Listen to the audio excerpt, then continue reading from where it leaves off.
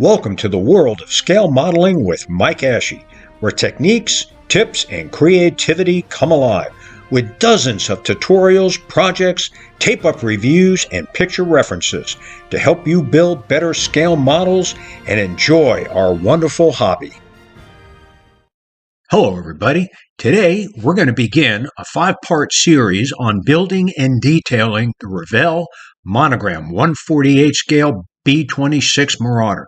This kit was originally issued by Monogram in the mid-1980s, and Revell has continually released it after it bought out Monogram. This kit has got some fit challenges, but I'm going to show you how to get around them and fix them. So let's get started. A fit check of all the major parts is always the first step in building any scale model aircraft. The elevator attachment to the fuselage is going to require some filling and sanding to get it contoured to the fuselage area correctly. The upper attachment areas of the main wings to the fuselage have some gaps that are going to need to be filled. The engine nacelles also have gaps on both sides that will require filling and sanding and shaping to get them contoured onto the bottom of the wing correctly. The underside attachment areas between the wings and the fuselage are also going to require some filling and sanding and shaping to remove those gaps. The leading edge landing lights on both wings have gaps, and the sides are misaligned. The engine cowlings are a 3-piece affair, and they have fit issues and gaps that will require careful filling, sanding, and shaping.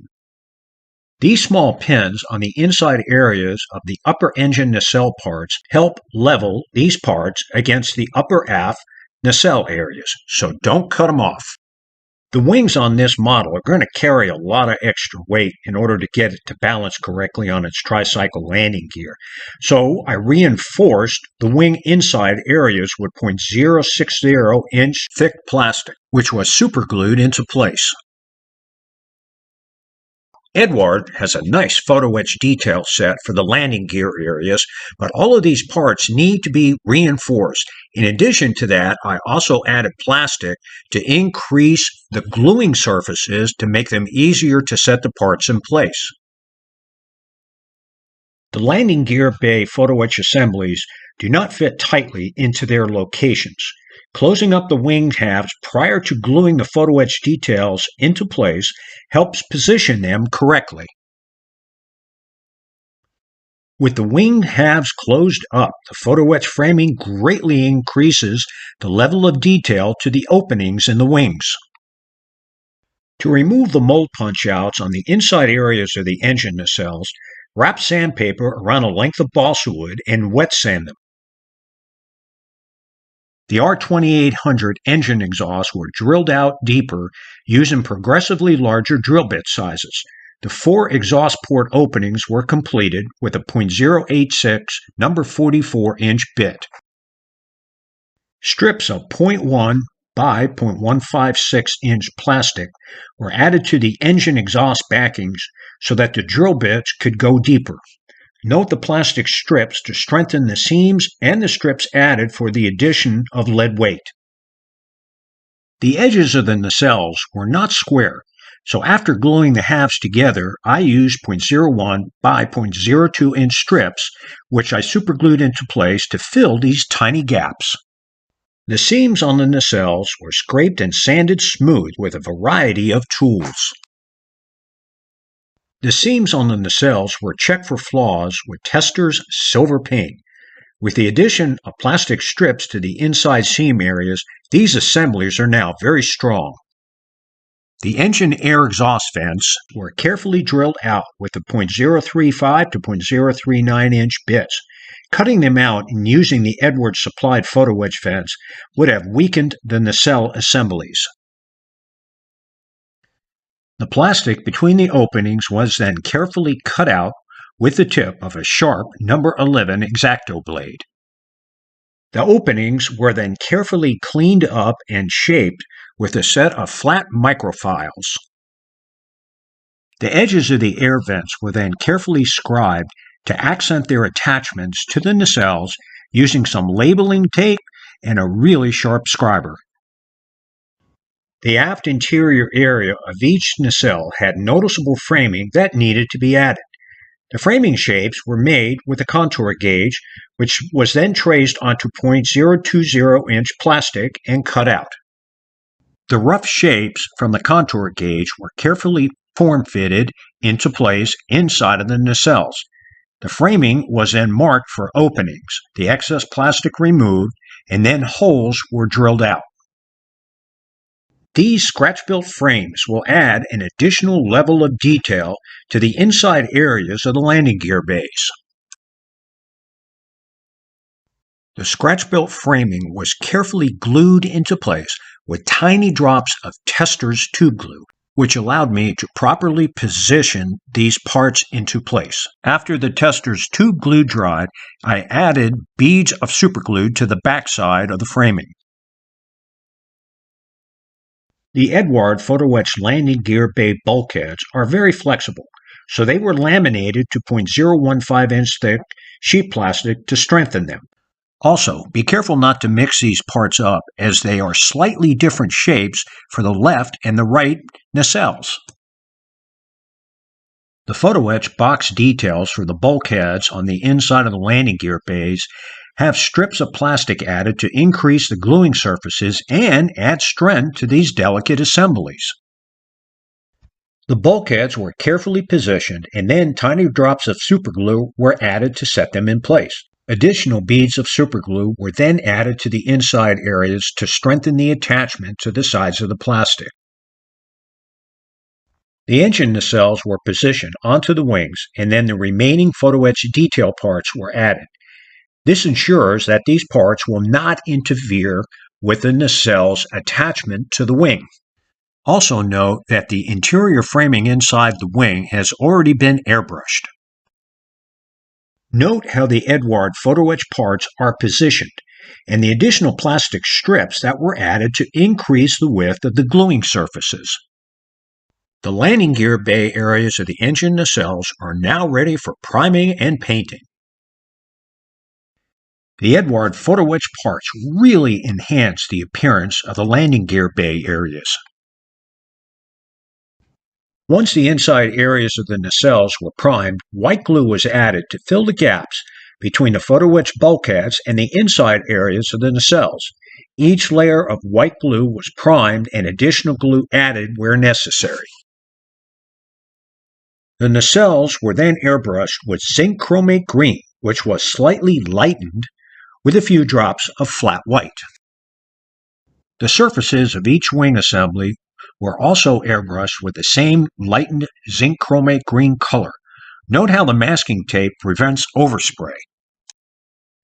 Mashed lead weight was inserted into the box areas of each nacelle and white glue added to secure the weights into place. The wings were taped tightly together with masking tape, and a bead of superglue was applied along the seam line between the tape locations with a .018-inch diameter stiff length of wire. The capillary action of the superglue will pull the glue down inside between the gluing surfaces of the wings.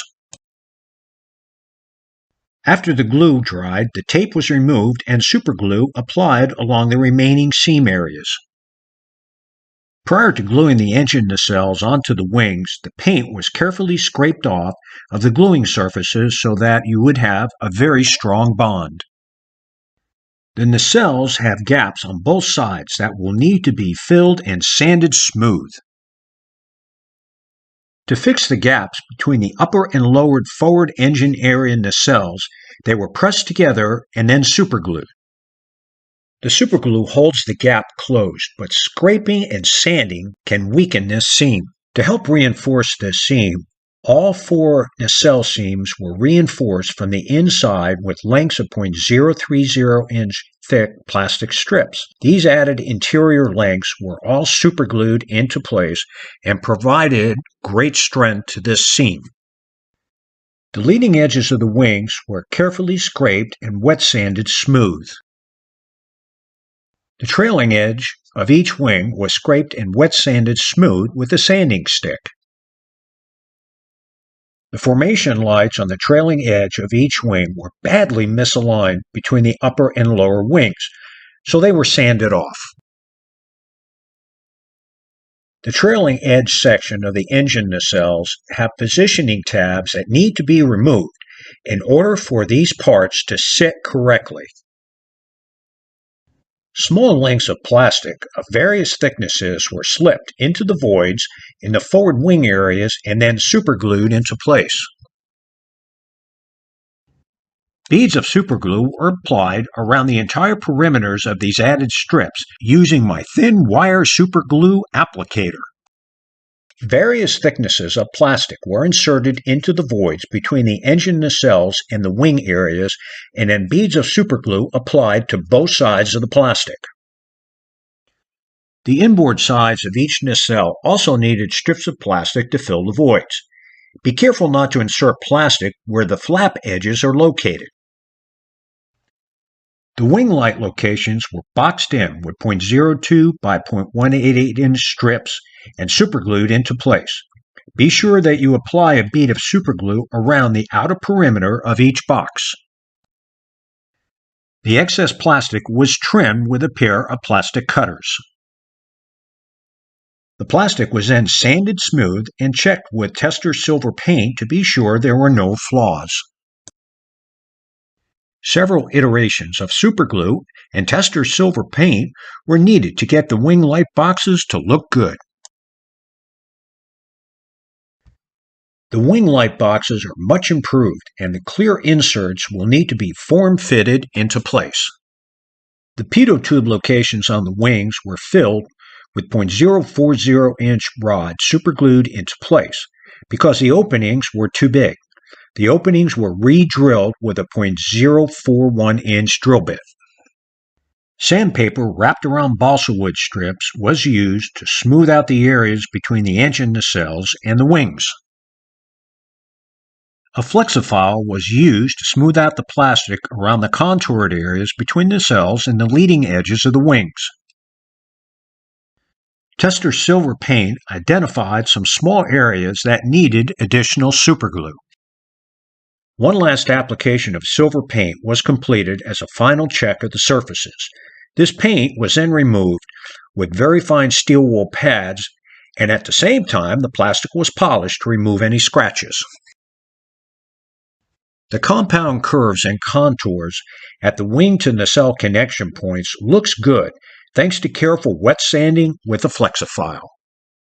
The trailing edge parts for the nacelles needs to sit flush with the upper wing surfaces. Several applications of superglue were needed to fill the tiny gaps between the wings and these added trailing edge parts. The proper positioning of these trailing edge parts leaves a large gap on the lower surface area. Small lengths of plastic were superglued into place to add strength to the assembly before filling the voids with plastic strips.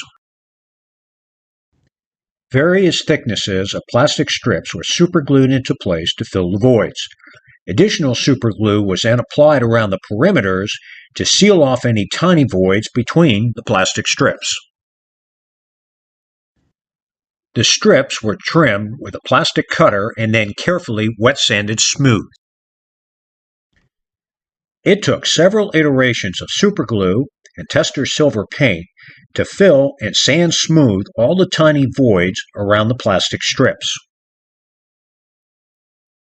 One final coat of silver paint was applied, and then the surface was polished with a fine steel wool pad. The upper surfaces also required several applications of silver paint and superglue to ensure that all the flaws were fixed. The two indentations on the right wing were filled with plastic discs punched out with a Waldron punch tool and superglued into place. Later, they'll be replaced with small round decals to simulate the lights. Careful sanding, shaping, and form-fitting of the wing-like clear covers resulted in a tight fit on both wings. I found these cutting-edge ModelWorks resin-colored navigational lights and lenses on eBay. and they were perfect for detailing the wing lights and adding the wingtip navigational lights. The upper and lower halves of the elevator fit together very well, and it just needed some careful scraping and sanding in order to fix the tiny voids between the two parts. This concludes Part 1 of our 5-part series on building and detailing the Revell Monogram 148 scale B-26 Marauder. Even if you don't build this kit, you can use the dozens of techniques that I presented here and the dozens more that'll follow as I build this model. Thanks for watching, and don't forget to subscribe to our channel and give us a thumbs up. And when you get the chance, visit our website at www.mikeashley.com, where you're going to find dozens of free PDF downloads, including tutorials, picture references, model galleries, projects, and my 5 original scale modeling books. Thanks to Ben Sound and Videvo for the royalty-free music, and happy scale modeling!